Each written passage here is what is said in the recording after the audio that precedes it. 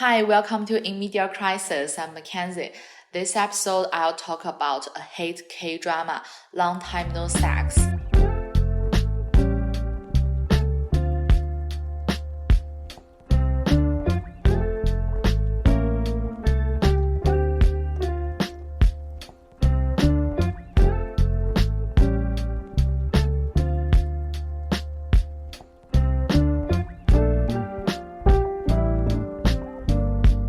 It's been 1.5 months since the finale.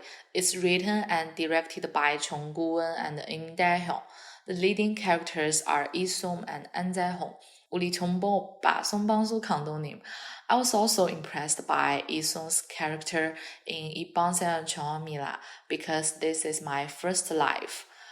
Well, Chung Gu-eun, Yi-sung, and An Jae-hong, these three also worked together in film So Gong-nyong, Microhabitat in 2014. Similarly, this film is also about the poor people. 10 years have passed. I'm a little amazed by how Chung Gu-eun's narrative of the poor's life changed, and feminism expressions in her works are consistently fabulous. What I love most about Long Time No Sex is its imagination of action. Microhabitat tells the story of how the female leading character, played by Yi-sung, becomes homeless step by step.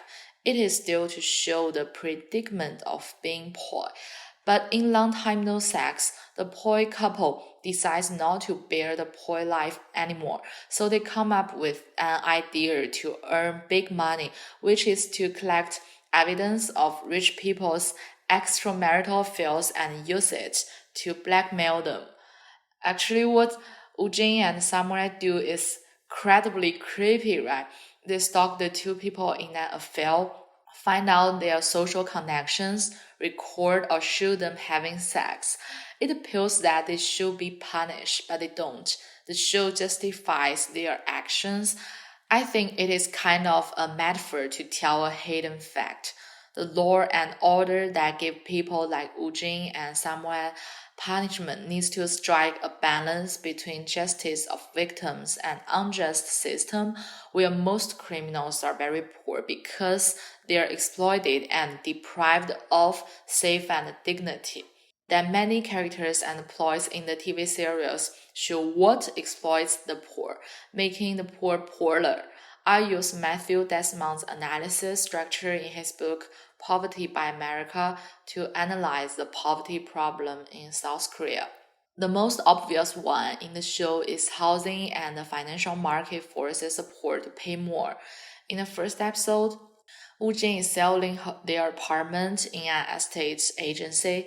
They bought the house for about $9,333. In the last episode, they sold it for about $8,266. So the house investments make them lose more than $1,000. It echoes South Korea's reality. And this story should start with a common rent lease in South Korea real estate market. It's called chonse. Instead of paying monthly rent, the tenant needs to give landlord 50% of the property value, but the amount can be as high as 60 to 80%. The tenant is allowed to stay in the property rent-free. Then the landlord will use the deposit to invest into other capital and return the deposit to the renter until the end of Euro 2-year lease. So under the chonse system, people and firms have been easily highly leveraged. House prices also have been rising. But the housing market stumbled when the central bank started raising interest rates, trying to pop the country's asset bubble in August 2021. According to a report from The Economist, quote-unquote, South Korea's housing crunch offers a warning for other countries, which was published on February 9, 2023. This article reported as states, house prices fell by 2% in December 2022 alone, the biggest monthly drop since official figures began in 2003. The slump has been particularly brutal for apartments in Seoul, Prices are down by 24% since their peak in October 2021. Asset values crumbled, but borrowers still had the same liabilities to repay. The bank couple in the second episode, they told the borrowers that their annual interest rate is 24%, which is high. I also want to cite states from Bloomberg's report published on November 20th, 2023. Quote unquote, South Korea's household debt hits record, defying rate pressure. South Korea's household credit has been rising from 2018 to 2023 and reached 1,875.6 trillion won, roughly $1.4 trillion in the July to September period in 2023, and the country's ratio of borrowing to GDP remains above 100, one of the highest in the developed world. So say if you're already in an underclass and you encounter that the value of the house you bought has fallen below the value you paid for. Even worse, you still need to pay off the mortgage loan every month. It will be easy for you to fall into poverty without any safety caution. Samuel graduated from Seoul University, but he drives a taxi for a living. Ujin works at the front desk of a hotel. Their jobs are underpaid and unstable, but collective responsibility needs to account for it rather than individual one. Let's see how the society undercuts young workers. The Asian financial crisis that hit Korea in 1997 had a devastating impact on the Korean economy. On December 3rd of that year, Korea borrowed a total of $58 billion from the IMF, the World Bank, and Asia Development Bank, and a group of other countries. The following reforms included relaxation of employment protections, which was seen as a way to generate profits and pay back Western lenders. Corporates began firing a bulk of their staff, replacing full-time contract workers with irregular contract workers for suppressing their wages. Other than the impact of the financial crisis, the young people's living space was also squeezed by other generations older than them. There is a book, 88 Manwansede, published in 2008, analyzing the problem. 88 Manwansede is a Korean term that roughly translated to 880,000 won generation. A won is the monetary unit in South Korea. It refers to the younger generation who was in their 20s in 2008.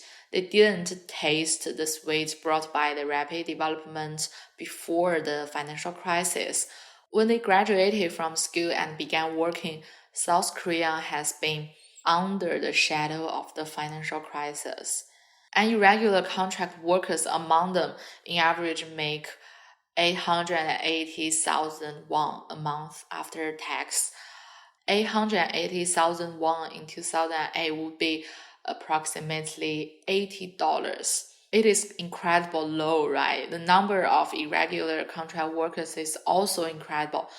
In 1997, 48% of South Korea's labor force, approximately 6 million workers, are people without full-time contracts. 2 years later, the percent has risen to 53%. From 2003 to 2015, the percent has been keeping more than 30%. But older generations benefit from this. In the working field, they took up most lucrative occupations and didn't give enough space and opportunities for the younger generation to grow, to create new cakes and to earn more money, which led to a sick competition among the 880,000 won generation. The third factor that feeds the poverty in South Korea is the segregation of communities, which is also a troublesome problem in the United States. When the affluent and the poor live separate lives, the rich will become more exclusive and strengthen the prejudice against the poor, which is also an obstacle for providing affordable apartments in rich communities. But only integration can involve everyone into building a better living environment. Then I want to talk about gender issue in LTNS. It is surprising and inspiring that it throws out sexual shame. Before LTNS, all the K-dramas I have seen don't have any explicit content. In the past, we have hug, we have kiss, we have two people are kissing on the bed the next morning. But LTNS has scenes of having sex at the beginning of every episode. Also, it has many conversations about details of blowjob, evacuation time, many funny talks to satirize men. I think it is a breakthrough of K-drama. K-drama really has been ahead of East Asia's TV series. And similar to the poor section, LTNS also shows women's rebellion. The setting of having affairs is not to criticize them. Most affairs in LTNS are brave women who ran away from patriarchy, family suppression, and exploitation and pursue what she really wants. It's so touching that a hiking woman meets a weak man when strong wind blows off her wig and they cover each other's bald head with a hand. I love that scene so much. I read a graphic report on The Economist.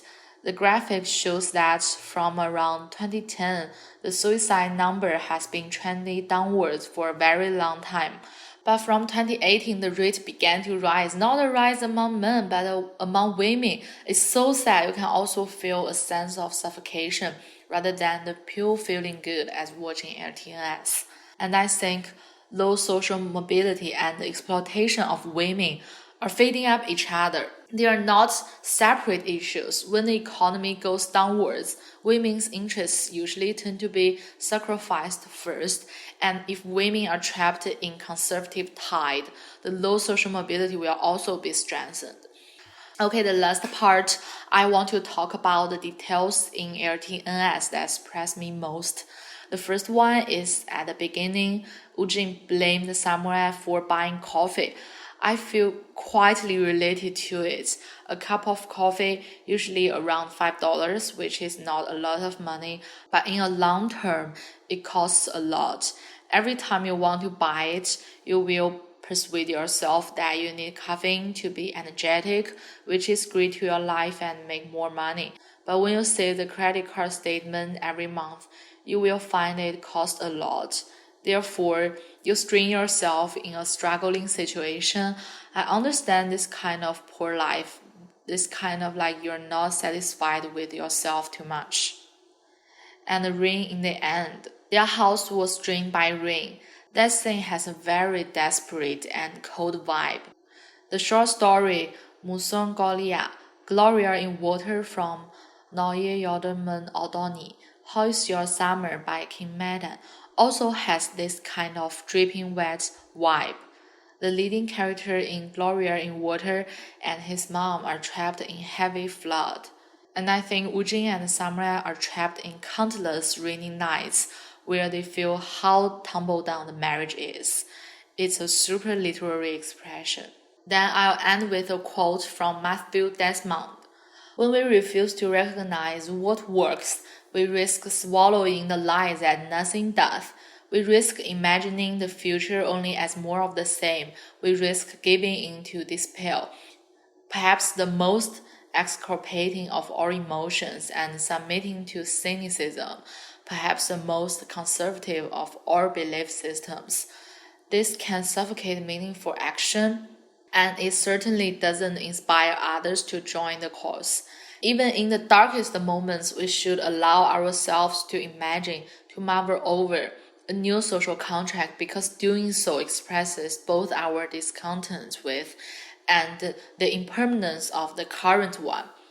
We need to ask if our consciousness and imagination have been so assaulted and co-opted by the established order. Basically, this is what I felt from LTNS. It gives solutions even if in a fictional and imaginary way. Well, that's all for this episode. Thanks for listening. See you next time.